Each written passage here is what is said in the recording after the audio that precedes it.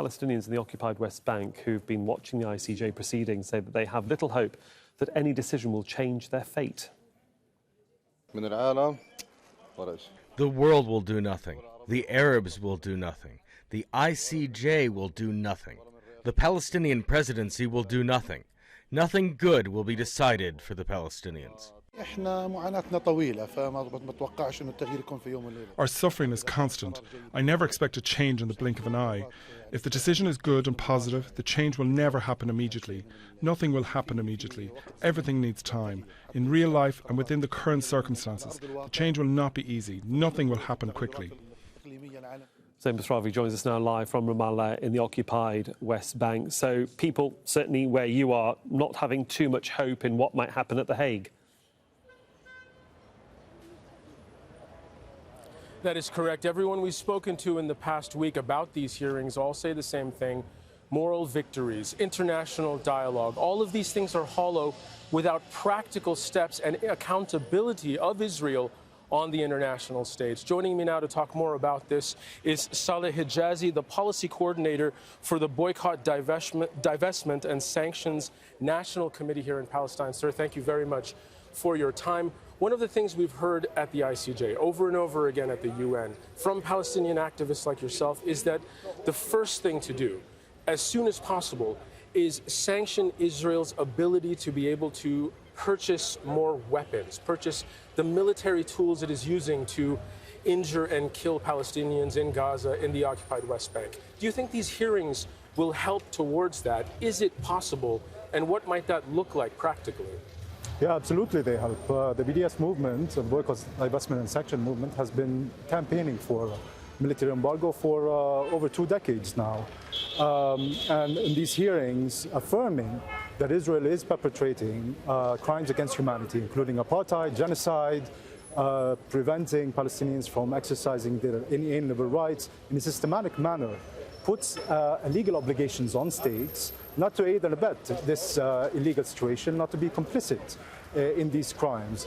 There is an emerging consensus now, affirming what the BDS movement has been saying for many years, that sanctions, including a military embargo, must be imposed on Israel.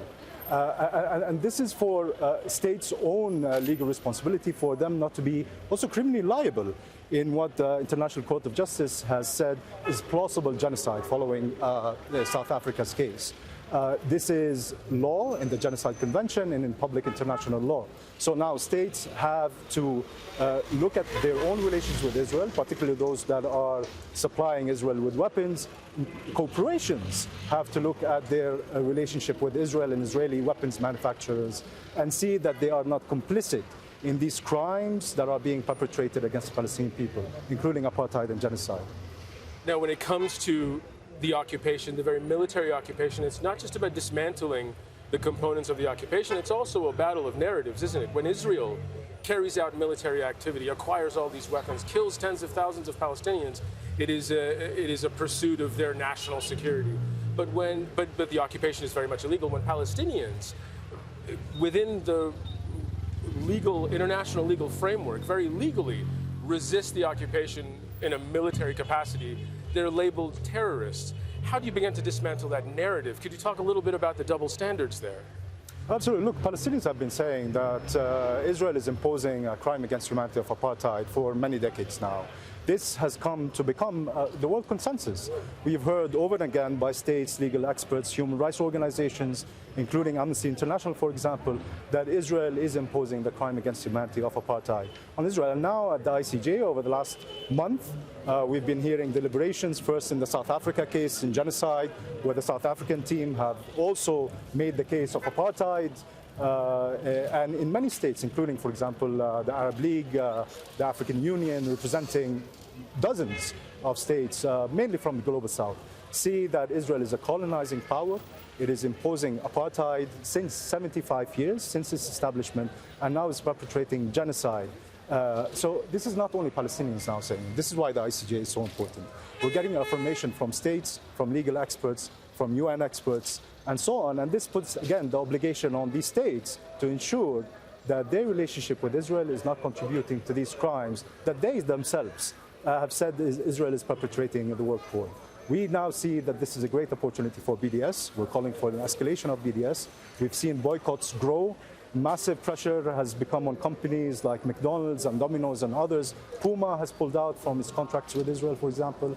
We've seen divestment, including, for example, ending of military contracts. Ituchu, a large Japanese company, has ended its memorandum of understanding with Elbit Systems, one of the largest Israeli weapons manufacturers. And now states, such as, for example, the Dutch court decision not to transfer components of F-35 components to Israel. Two states in Belgium, the Wallonia states, suspended two arms contracts, for example. We need to see more of this now. This is the moment for BDS to grow, and we need people to support it. Mr. Saleh Hijazi, Policy Coordinator for the BDS movement, thank you very much for your thoughts here today. So the conversation we're hearing here in Ramallah and across the occupied West Bank is that people here certainly see that this is a moment where there is a shift, an international perception of what the pursuit of Palestinian rights looks like. And they see that shift as something positive, but people say it shouldn't have taken tens of thousands of innocent civilians losing their lives in Gaza for that shift and for that recognition of Palestinian rights. Zain Basrawi there for us in Ramallah. Thank you.